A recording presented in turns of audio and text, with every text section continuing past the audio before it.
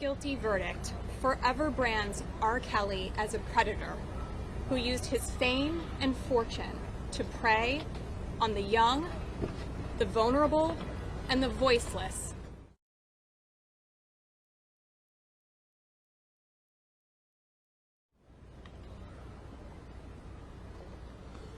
Mr. Kelly is a prolific serial predator.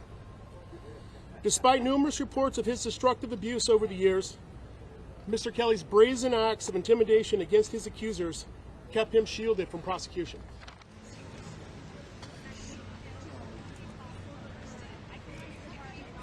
Kelly, after grooming, isolating, and intimidating his child victims, recorded them being sexually abused and humiliated by him. He directed these videos and produced them, not only for his own sexual gratification, but in some instances for the purpose of using these videos to silence and threaten his victims with public exposure of these tapes if they ever revealed what he had done to them.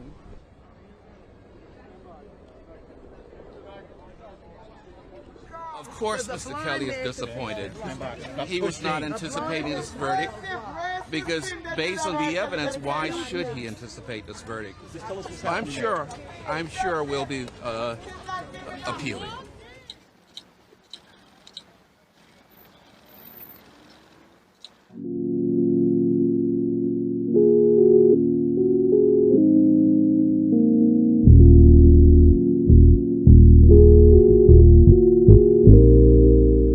What up, YouTube? It's your boy G11 back with another episode of Homie Talk, where we have real discussions about things happening right now. Today's topic, R. Kelly. You guys saw the video at the beginning. He just got found guilty on 9 counts of racketeering and sex trafficking, right? He's about to do a big bid. I think sentencing doesn't happen until May from what I read, but this is a long time coming. Obviously he was a very popular R&B singer back in the 90s. He's got all kinds of hits. I remember hearing it when I was just a wee lad, living at home with the parents. I would hear it almost daily. People loved his music. The black community loved R. Kelly.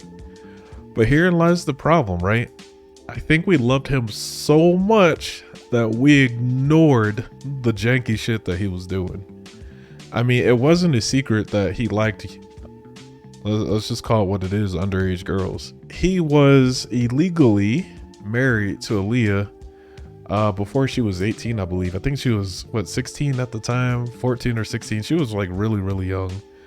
There's numerous counts of people coming out and saying they saw him doing things with her while she was underage, doing things with other underage girls. Of course, he had the infamous case where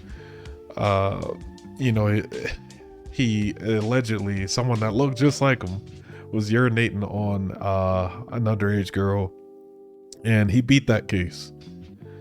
And honestly, that one there should have been a wake-up call for him and his ensemble to be like, all right, that was a close one, man. You need to maybe chill out with this, with this stuff. Maybe get some therapy. Apparently he had a tumultuous upbringing as a kid too, right? He went through some stuff, but as an adult in the court system, no one cares about that. It doesn't matter what you grew up as. They're looking at what you did. You know what I'm saying? And honestly, we all saw it coming. I think nothing illustrates, I guess, that whole scenario better. There was an episode of the Boondocks. Shout out to Aaron Magruder. I hope he does the reboot. But there's an episode, I think it was episode 2, right? It was called The Trial of R. Kelly. And Huey, so this is right after R. Kelly beats the case about peeing on the little girl, right? They all start partying. They're playing his music. People are dancing in the court and celebrating. And Huey walks up and he's like, what the hell is wrong with you people? What happened to standards?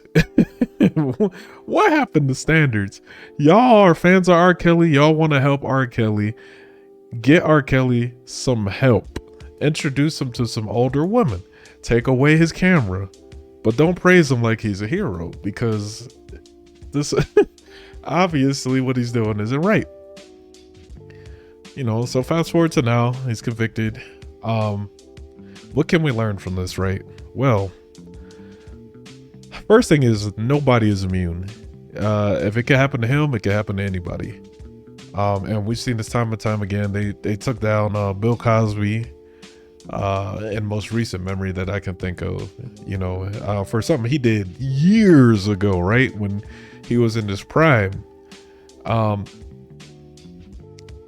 you know what? I will caveat it with this. All of the people that came out and, you know, had accusations against him, I believe a good majority of it's true. I think some of it, I think it's a mixture of clout chasing, right? You know, it's the sensationalism, you know, suddenly people's memories change a little bit. Oh, he actually did do that to me, kind of thing.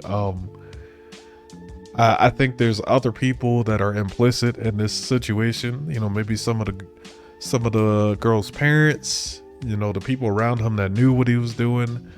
You know, it's been described as a cult, documentary and all that kind of stuff. I'll say this. For him to be able to have done what he did for as long as he has to as many people as he have, it would take more than just him. You know, people covered up for him and people were implicit.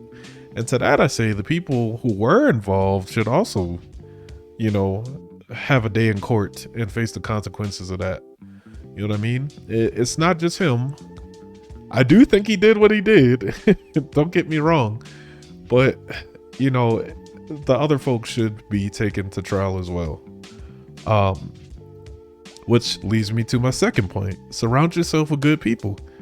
You know, when all that was going on, I wonder if there was anyone that stepped up and was like, yo, this is wrong. What the heck is going on here? You know, even if they face repercussion from him, someone should have sounded the alarm to get him help to prevent it from getting this far. You know what I mean? But, you know, maybe it was, you know, whatever the reason is that they didn't, makes them just as implicit. And my third point to this, and I'm looking at you, community, we have to do better. We have to stop clout chasing. We need to be better parents and be accountable, because we can't support this janky shit. No matter how good the music is or how much we're a fan of somebody, right? You got to call a spade a spade. Okay?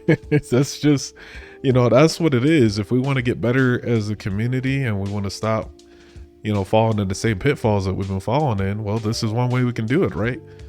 Hold artists accountable. Hold each other accountable, right? I can't help but think how different this story could have turned out if, you know, he would have gotten the proper help, or someone would have, you know, stepped up and called him out on what he was doing. But that's just my 2 cents on it. Let me know what you guys think. I mean, I know, I'm certain a lot of you out there are fans of R. Kelly, but, you know, let me know down in the comments below. You can send any content you want me to cover to homietalkwithg11@gmail.com. Until next time, people. Peace.